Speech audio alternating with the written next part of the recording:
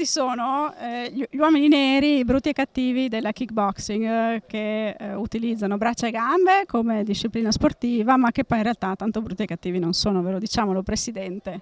Cosa fate? Noi facciamo kickboxing e difesa personale, ma ora faccio io la domanda a te, visto che sei vicepresidente e atleta, cosa facciamo noi in palestra?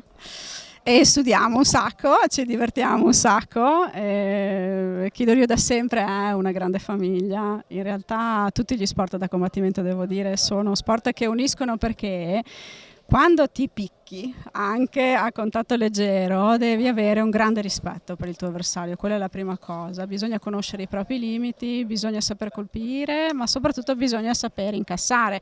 Anche perché ci ricordiamo che io nella mia gloriosa carriera di atleta sono andata a KO una sola volta nella vita e mi hai stesa tu.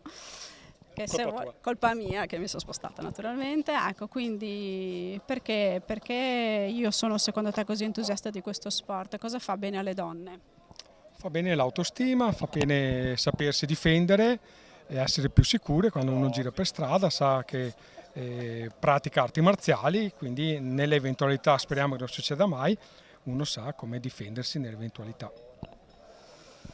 Giusto, sa come difendersi, sa anche che cosa vuol dire eventualmente essere colpito, perché questo fa una grande differenza, quindi essere pronti a un'eventualità di questo genere. E dove veniamo se vogliamo allenarci? In via Carducci il lunedì e il giovedì dalle 20 alle 21:30. Vi aspettiamo per fare una prova sia di kickboxing che di difesa personale. Ma solo adulti?